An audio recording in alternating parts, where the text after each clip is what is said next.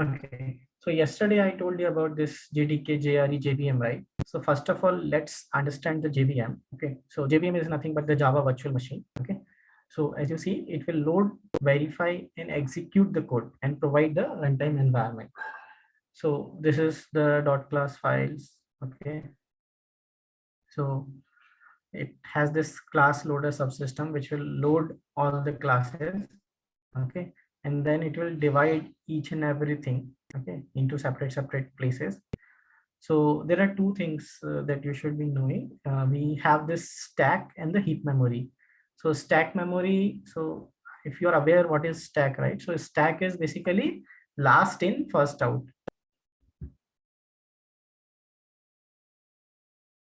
Okay. So let's say if you want to create a stack, right? So you have 5 numbers. 1,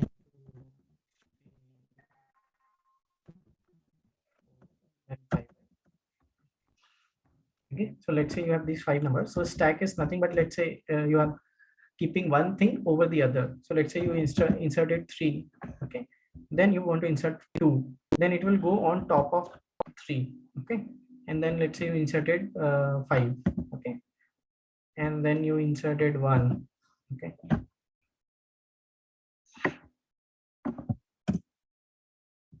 and now let's say if you want to take out one element, so you have only one choice. You can take out only the topmost element. Okay, that is last in, first out.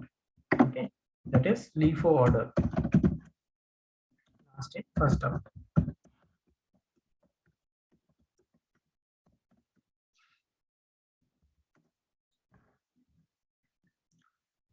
Okay, so this is LIFO order. So that is stack, and heap memory is something which is you can dynamically update, and mostly most of the things in Java which you write, right, it goes into the heap memory only, most of the things. Okay, and this registers is to store some of the data. So these things are internally JVM managed, so you don't need to even understand in depth. Okay, just on a high level, just understand it. So few things goes into the stack memory. Okay, then this method, what all methods you have, so those things, it will be divided into this method area. So stack also keeps track of your execution control. Okay, so let's say you have class A, okay, which has main method. Then in the same class you have let's say ABC method, which is being called from the main method.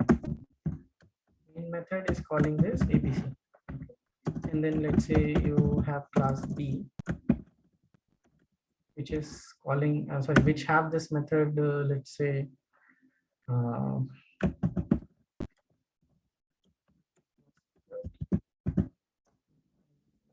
name it as method. And this ABC method is calling this CD method. Okay, so when your execution starts, right, and when you are currently into this CD method, okay, so your stack, so that's how this JVM manages. Okay, so it keeps track of this and keep a stack for it. Okay, so it will be like class A dot main method. So I would say A dot main. On top of it, you called this A dot ABC. Okay. On top of it, you called B dot CD. Okay. So until this execution completes, right? Yeah, the control will go back only when this execution will complete. So that's how they also use the stack internally. JVM uses it, okay, for the methods execution or whatever your execution control, wherever it is going, it's keep into the stack memory. So it is each method, it will add that entry, and as soon as your control should, like, as this method is finished, suppose executing, then where should the control go back? So we'll remove this method, and whatever on top of this, your control will go back to that particular point. Okay. And then you have this name native method interface and native method library. So whatever basic Java features Java provides, right? All the basic Java classes provided by Java. So those things come from this native method library and native method interface. Okay. And you have this execution engine where all the execution will take place by interacting with all these things. Okay. So that is on a very high level. So JVM is quite big. Okay. If you want to understand it deep, but it will not help you in the coding side. It's just for if you want to have a knowledge on it. Okay. Now moving ahead to the JRE. Okay. So JRE is nothing but I would say implementation of JVM. Okay. So if you have installed JRE in your machine, it will have some thing called rt.jar, which is the main file. Okay, main file in the sense it is the main jar file which is used to run your applications and all. This is runtime.jar. Okay, it provides some sort of library, or I would say supporting classes to run your code. Okay, it has other libraries also, but this is the main one, rt.jar. Okay, and as you can see, this is your JVM. This complete is your JVM. It has these runtime libraries and other libraries and some other files to support the execution. And this is your JVM. Okay, so that is JRE. Now, if I come to JDK, okay, so JDK contains the JRE with development tools. So what is the development tool? This Java C is a development tool, you can say. But what is Java C? Java C is just a Java compiler. Okay, so that compilation you can do with the help of JDK only. Okay, once you have the compiled .class file, right, you can use just the JRE to run it. So this is your whole JDK. Inside this, we have already seen what is JRE, and on top of it, we have this JDK development tools basically to do the development in your Java code. And we primarily need this Java C, okay, to compile our code. And with the help of this Java, you can run it. Any doubt so far?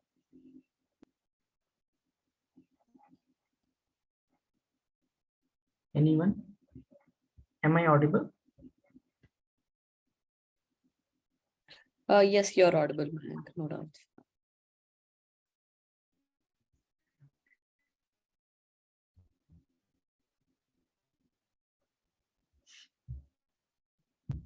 So just say yes or no so that it will look like sometimes maybe connection issue, right? So, so now if we see this OOPS concept, right? So first of all, we have this class, then object, then comes this abstraction part, okay? Then encapsulation, inheritance, and polymorphism. So let's see what is a class, okay? So you can understand the class as a template or a blueprint, okay, where objects are created or group of similar objects, you can say. Say there is a person, okay. So if you point to a particular person, that is, we call it as an object. But if I say a person or a human, okay, so that is a class. We define that thing into a class. There can be millions of humans, right? So if you point to a particular human, that we call it as a object of a human class. Okay, and that human class can have multiple set of properties. Okay, it can have different behaviors. So there are two things. Okay, so we have two things: variables and methods. So variables, we understand it as a properties. Okay, methods, we understand it as behavior. So properties, you can say, let's say height, weight, maybe color or some other things, okay, body parts, whatever. So these all are we consider under the variables. So this is your human, okay, it's a class. So it can have two things, variables and methods primarily.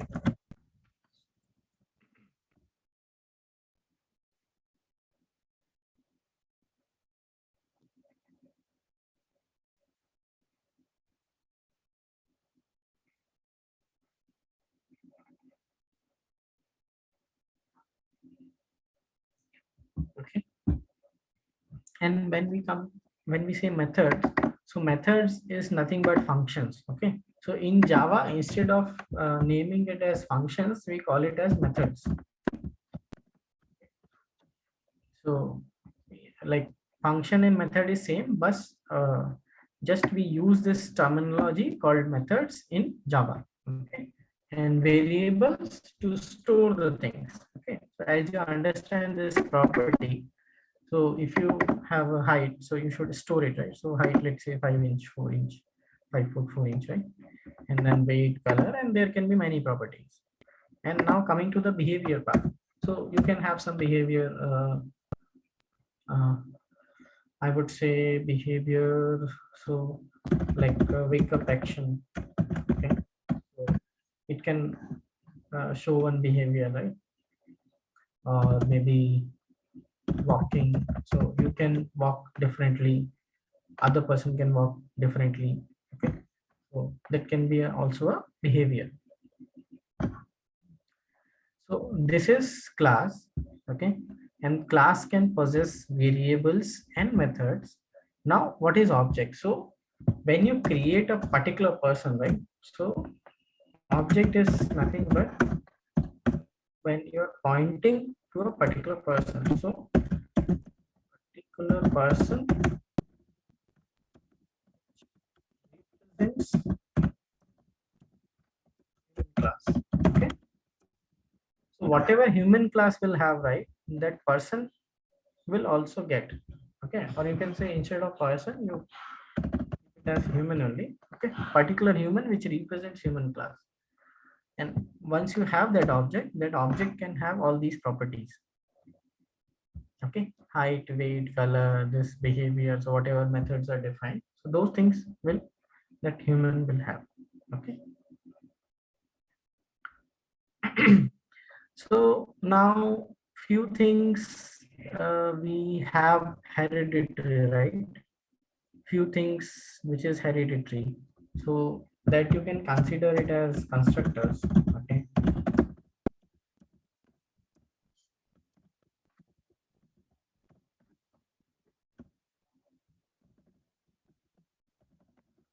these are hereditary properties. Okay, maybe some mole or some, I would say, disease.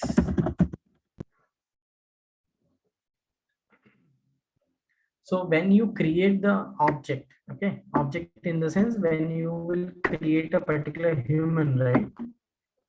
So these things will come by default.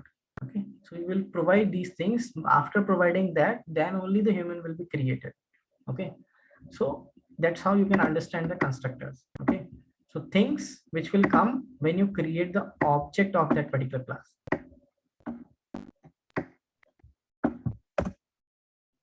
Okay, getting me? Any doubt? No. No, no, mind. Okay. When you are creating the object of a particular class, things which come hereditary, that you consider it as a constructor. Okay, so it can be any disease or any some good properties also. Okay, so which are required for that human to be created. Okay, or maybe some other properties also you can say, but uh, you can say hereditary or mandatory properties. Okay, I would say mandatory also. Let's say it needs blood, right, and a few other things. So these are some mandatory things also.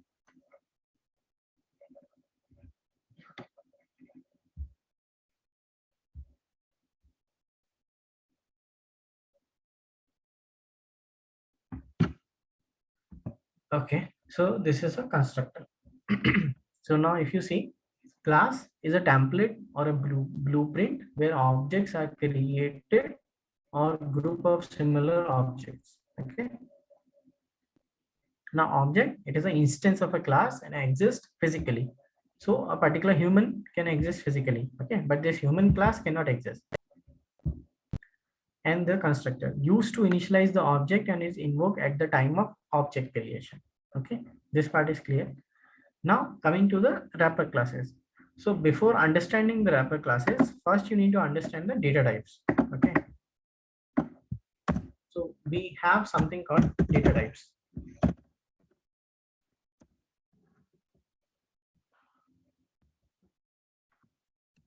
So we have 8 primitive data types.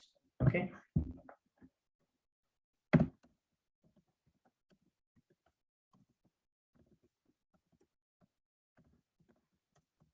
first is byte, short, char,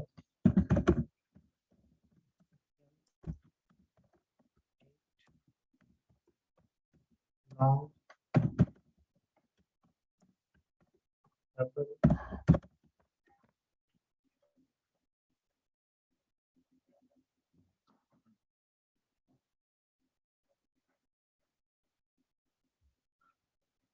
Okay, so these are the 8 primitive data types. Primitive, you can say, which are predefined data types by the language. Okay, data types is kind of, you can say, whatever data you want to store, right? So if you want to define a type for it, so you have these primitive data types, which is already defined by the language.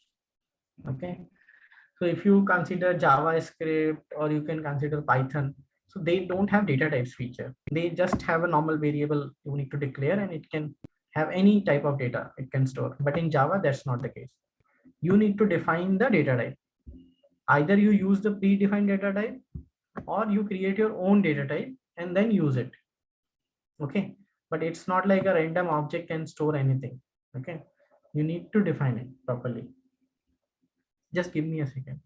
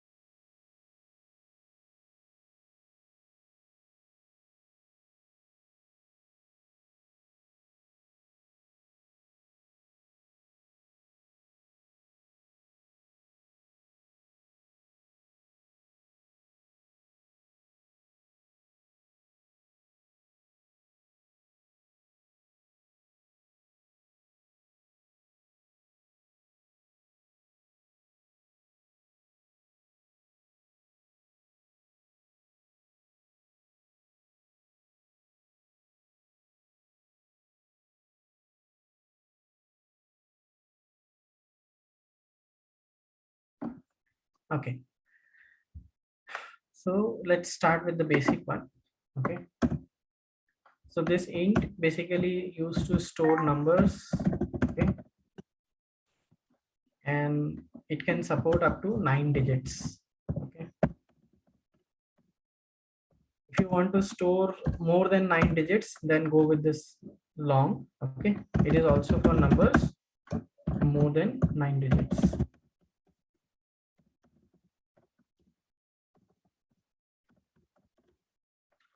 Then comes the double.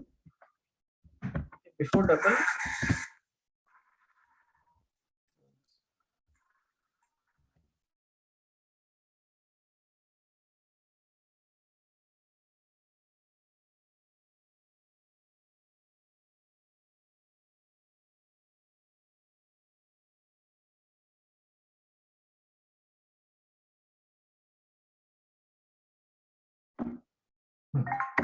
So let's understand the float. So it is used to store the decimal numbers.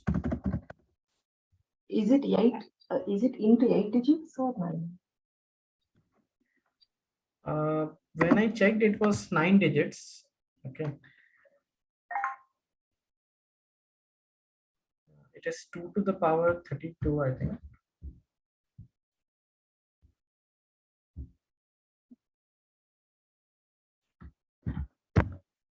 So if you consider,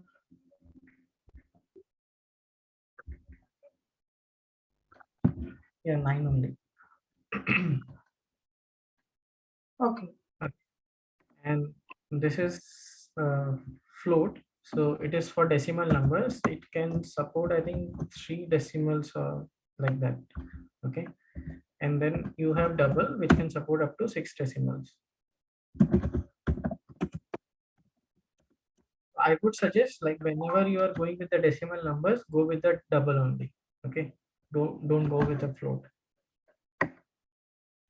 Later, if you need, you do the conversion or you can round up. Okay. But always when you're going with the decimal, just use double preferably. Okay. And numbers, just find out whether you have some IDs or not. If IDs are there, then go with the long. If it is a normal number which you want to store, then go with the int. Okay. Then Boolean is nothing but the true false. Okay. So true or false. So false is nothing but 0 and true is nothing but 1. And then you have short. So short is basically also for numbers, but for small numbers. Okay. It can support, I think, 3 or 4 digits that I need to verify, but 3 or 4 digits it can support maximum. Okay. Then you have byte. So if you want to store something in a byte, 1 byte, 2 byte, like that. So this is normal byte. So the byte is, I didn't use much. Okay. So it is mainly used when you are working with a file and all, right? So even you can't directly see it. When you convert file inputs, when you're reading the file, you convert it into byte or something. Okay. Then it is a char. So char is nothing but used to store a single character. Single character. It can be number, any symbol, anything. Okay. But a single character only. And when you store a single character, right? So you should use the single quotation mark. Okay. So we have one more, it's kind of a data type that we use, okay, mostly, but it's a class. Okay. So it is a string. It's not a primitive data type. It's a class. Okay. Class, and it is a data type. Okay. So it can store any length. Okay. And when you store something into it, you need to use double quotes. Now, this part is clear, right? 8 primitive data types and this string class. Any doubts in this? No, I. Yeah. Okay. So coming to the wrapper classes. So now, as we seen, right, that Java is an object-oriented language, but these 8 primitive data types restricted, okay, because these are normal data types. You cannot create object for it. Okay. You have to initialize it beforehand. They cannot store null values. Okay. So in, let's say you defined one variable with int data type. Okay. If you don't initialize it, by default, it will be initialized with 0. Okay. Similar with long and short. Okay. And Boolean, I think it is false. Okay. By default. And this double, it is 0, 0.0, 0.00 d. Okay. One more thing. Whenever you define double, right? So let's say you have written any value, let's say 1.67, you should write D, either small d or capital D. Go with the small d in many cases. Okay, there is no much difference. And then if you write a float, then you should write F. Okay, it is just to distinguish between float and double. Since both are decimals, right, and they have the exact same value.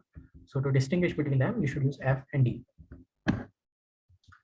So these eight primitive data types, they restrict the Java for the object-oriented part. Okay, so to mitigate that thing, what Java had given, they have given the classes for each of it. Okay, so for this, the class is byte. For this, the class is short. For this, class is character. Okay, this class is boolean. For this, the class is integer. For this is okay.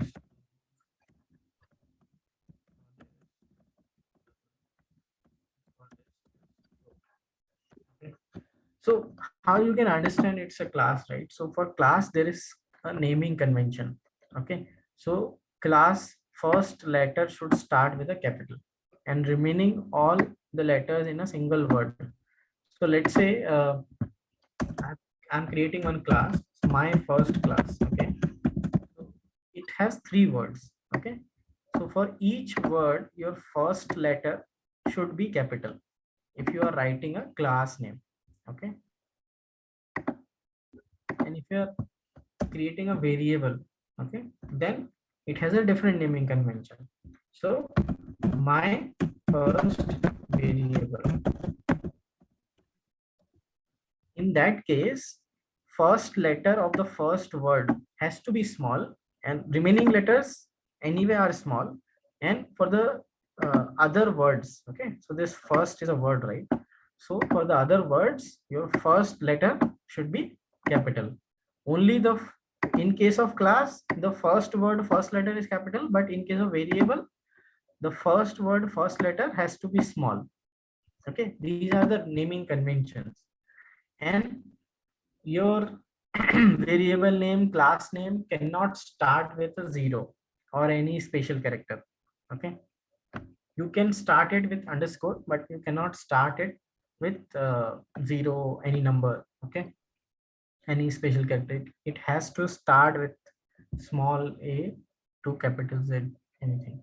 Okay, so that is on the naming convention side for the class and the variable primarily. And the same naming convention is followed for the method also. So when you create a method, right, so same naming convention for method.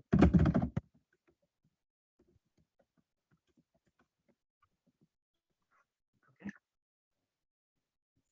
So we were discussing about this wrapper classes. So these 8 classes, right, this for each of these are the classes. So if you see B capital, that is a class. If you see B small, that is a primitive data type. Okay, so similar to that, only for this int and char, right, they have this different class name, character and integer. But for remaining all, if you see, the name is same, only they have just made the first letter as capital. Okay, so don't confuse. If you have the first letter as capital, that is a class. First letter small, that is a primitive data type. So these 8 classes, we call it as a wrapper classes.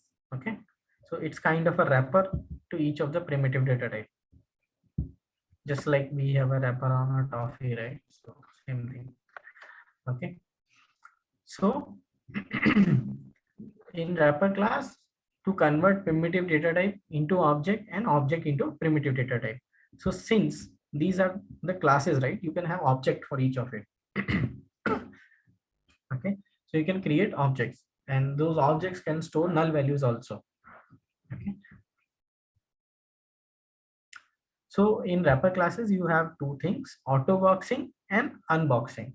So auto boxing is basically when you convert primitive data type to wrapper class. Okay, so let's say you are converting int to integer.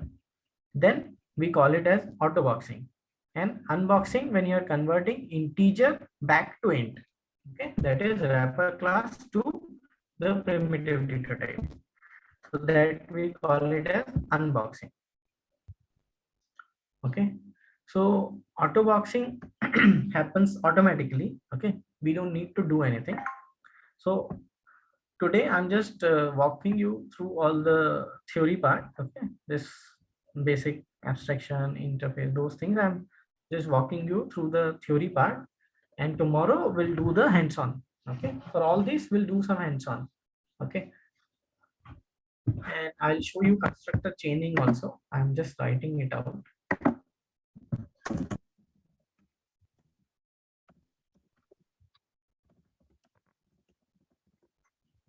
So this also I'll show you.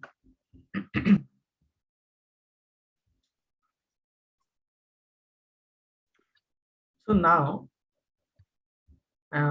class and object you understood, right? Any doubt in class and object? No, Mayank. That's good. Okay, so now coming to this abstraction and encapsulation feature. Okay, so what is encapsulation first of all? Anyone wants to say something if they have idea, or if you want to guess?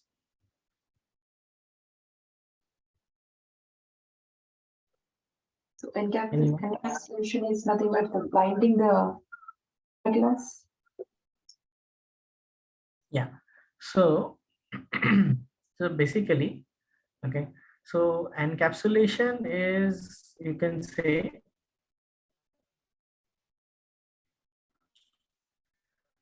okay, let's say you created one class, right? So you are creating different fields, different methods. Okay, so you are providing many different features, many different properties, right? So that's how you can say it is an encapsulation. Okay, Okay. so encapsulation, how you can achieve the encapsulation? Okay, so before going to that part, you need to first understand access modifiers. So in Java, we have something called access modifiers. Okay, so access modifiers, we have 4 different access modifiers. That is public, private, default. Okay, so these are the 4 different access modifiers we have.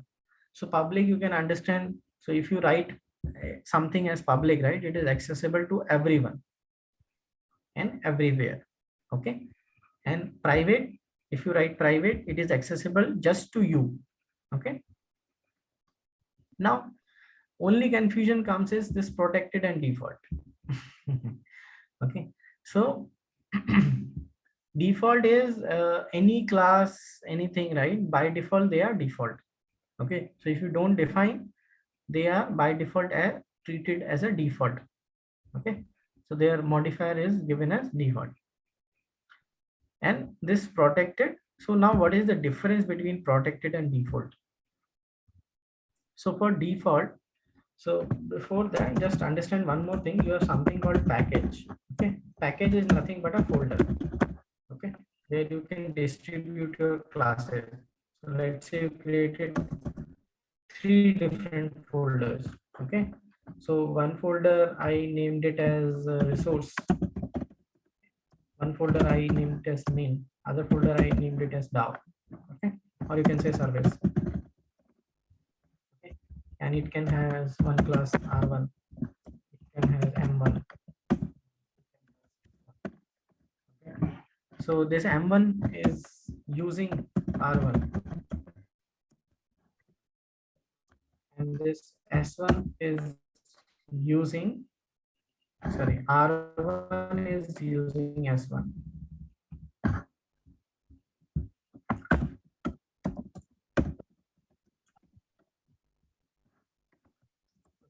So let's say this S1, it has some methods and those things which you defined as default, and class is also default. So you can directly use it, okay, in that package, but you just have to write the import statement. Sometimes they are not visible directly, okay, so you need to write the import statement. So import is basically just like we do the import export, right? So you need to import that feature or function on that class, okay. So it is now coming to protected. So protected is basically you are restricted to that particular package, okay. So whatever classes and those things you define, right, so they are accessible only to that package, and also you need to do the import, okay. Without import they will not be accessible, so you need to give the explicit import, okay. So these are the access modifiers, but generally we go with the public and private, okay. This protected and default I didn't use much, okay. So most of the cases I have seen either public or private. Okay.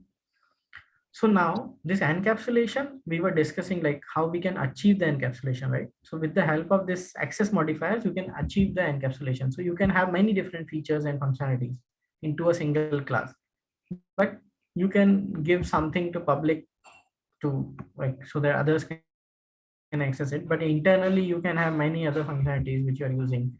So these, by this access modifier, you can achieve the encapsulation. Okay. Now abstraction. So abstraction is nothing but, yeah.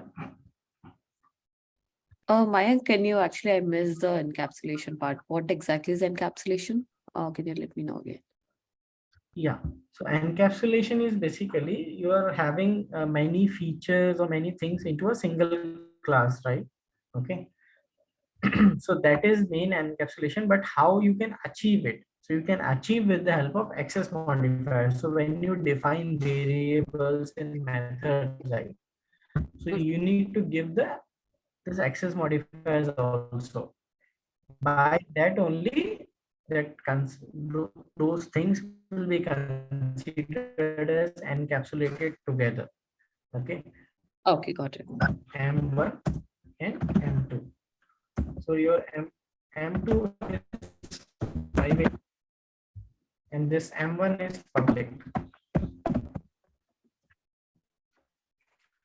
So this people are using, and this M2 is used by M1. Okay, so you have two features, but they are accessible through M1 only. So that's how you can achieve your encapsulation part. Okay. Yes. Hello, am I audible? Yes, you're audible. Yes, Mike, you're audible. So everyone has a proper Hello? understanding about this encapsulation now?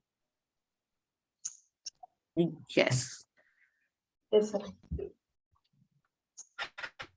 Or or do we need to Okay. So coming explain to it again? abstraction. Okay. So abstraction is basically, So Mayank, I don't know if it is me or anyone else, but your voice is breaking and it's a little bit lagging. Yes, we do. Yeah.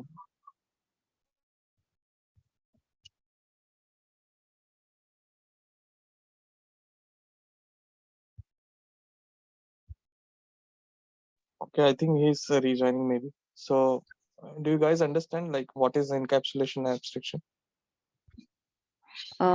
Yes. So Alok, can like, do you guys share that PPT which you have? Yeah, definitely we will share with you. Yeah, I No think that problem. would be more easy. Yeah. Yeah.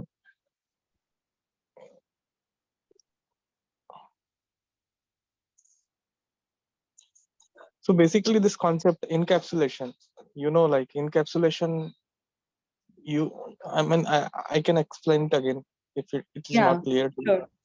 Sure, Yeah. So sure. yeah, so basically encapsulation means the name itself, it suggests capsulation. Something is we are capsulating in it, right?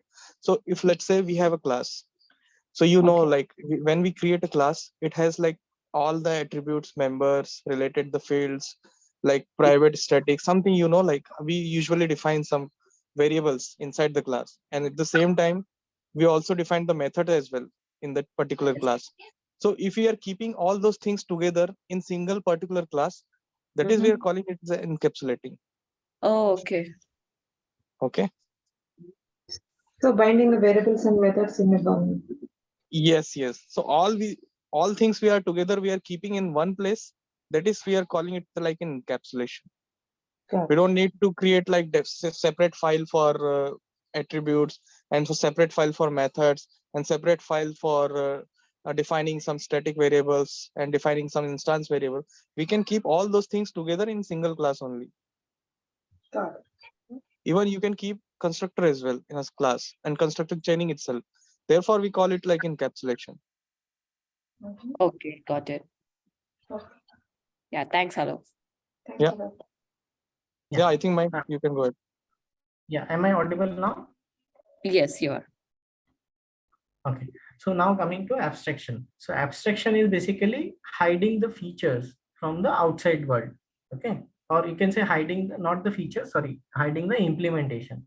Okay, so let's say you have a TV remote, right? So in your TV remote, you just see the buttons and what each button will do, but how it is internally doing, you don't know.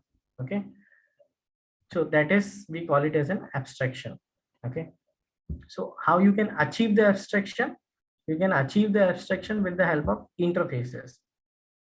Okay, so interfaces or the abstract classes. Okay, so you just see this abstraction hiding internal details and showing the functionality. Okay, just what it will do. So there are two things, but one is the abstract. Yeah, What is the difference between data hiding and abstraction? Is it the same? data hiding, you can say, like when you're hiding some data, right, from the outside world. Let's say you created one object. Okay, so with the help of just getter setters, you are giving it to the other, like whoever is using that. Okay, so you're not directly showing the data. Or in case of abstraction also, it comes kind of a data hiding. So let's say you have one functionality, right? So that functionality internally may use some data, right, to do the showing to that user. Okay, so that's how you can understand this. So they are interrelated, data hiding and abstraction. So I can give you one example for use case of abstraction and data hiding. Let's say you have one API, you are exposing outside the world. We have two ATM. One ATM is for HDFC and one is for SBI. SBI is calling API from HDFC. So HDFC they will share only the interface. Interface in the sense they will not exactly share the actual implementation. They will just share the interface with the other banks. They can easily call their APIs. But whatever the implementation they have written on their services, they cannot completely share with them. That is called abstraction. Okay. Yeah. Got it. Yeah.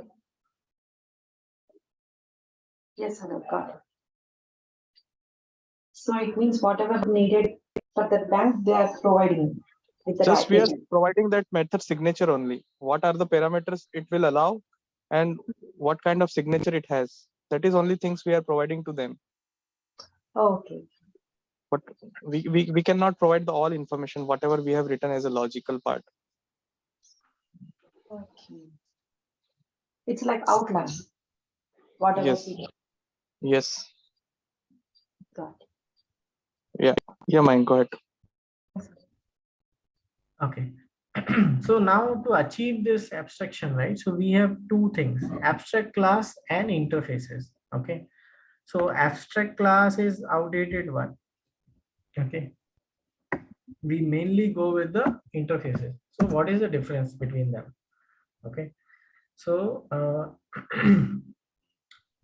so this class, right? So you have a normal class, and if you want to make it an abstract class, you just need the abstract keyword.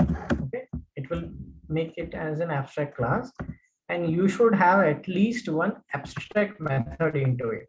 Okay, so what is the abstract method? Abstract method is nothing but a method declaration. Okay, just the declaration. So let's say you have one method which will return, let's say, one integer. Okay, so it has to be abstract, and let's say method name is like what functionality it will perform, right? So let's say it will do the calculate age, suppose. Okay, or you can say calculate BMI.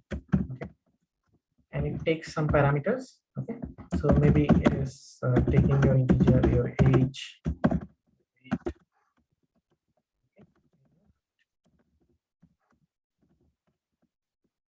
So if you just write this, okay.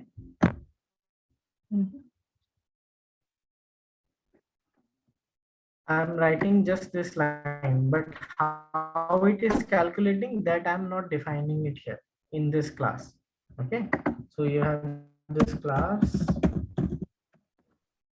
I'm not defining how it will calculate.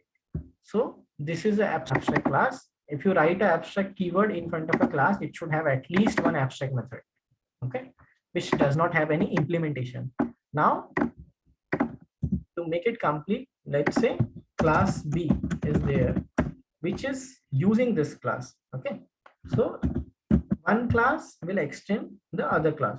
Okay, we'll see that part later. Okay, so you have this class B, it will extend the class A. So if it extend the class A, right, so it should provide the implementation of this method, or either this class B also has to be an abstract class. Until one class, one child class provide the implementation, right, they all the other classes has to be the abstract class. So let's say I need to define as an abstract class. Now let's say I'm creating one more class C, okay, and it extends class B. Now I can define that. So let's say integer calculate my, and these arguments are there. I'm not writing it again. Okay, and you are just giving some implementation.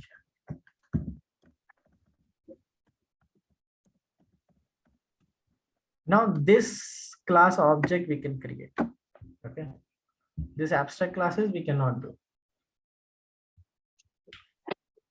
So that is an abstract class. Now this one more thing we have in the abstract class. Okay, this abstract class can have a constructor. Okay, so first of all you need to understand what is a constructor. So as we seen earlier also, so constructor is a like you can say that hereditary property, or you can say that to define the hereditary properties, right? Okay, so constructor is a special method, okay, which have the exact same name as that of a class. Okay, so if I create a constructor for this class A, right, so it can be public or it can be private. Okay, it can be only public and private. You cannot define protected or default constructor. Public class A, this is a constructor. Okay, constructor is it has the exact same name as that of a class, and it can be public or private. It can have argument or it cannot have argument. If it does not have argument, we call it as a default constructor or non-parameterized constructor.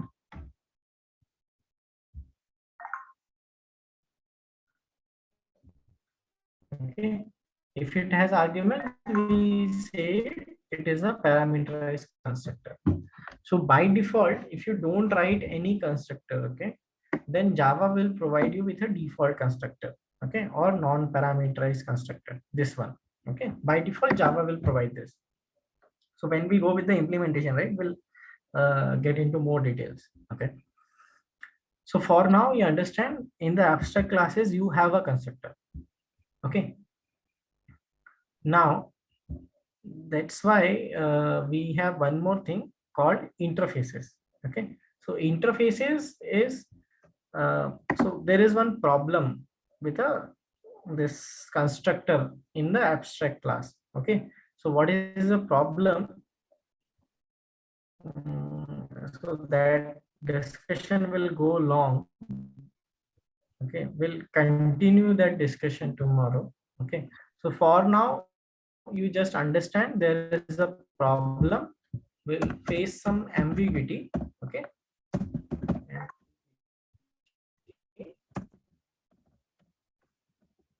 using class or I'll continue this line and I'll explain you further on this. Okay. Okay, So, ma'am. okay. For now, just understand what is abstract class. Okay. We'll continue this discussion further. Any other doubt before this? Whatever we have covered. No, ma'am. Hello. I want you everyone like do you guys like needs like just finish or wrap up So this Java sessions early and start Spring Boot sessions early, or what your suggestion and feedback?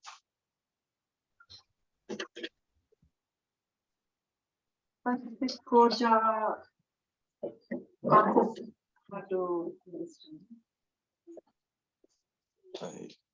Jyotsna, I'm not able to hear you. What you are saying? First, core Java concepts are needed to understand. Okay, okay. yeah, so in whatever way you want, I can go. Okay, so if you understand, if you want to understand better, so then it will take some time. Okay. Sure.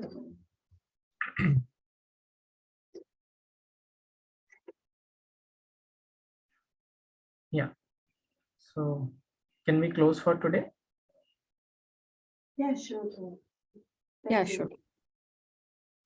Thank you. Alan. Yeah. Thank you. Thank you. Yeah, thank Thanks. you everyone. Thank you, everyone.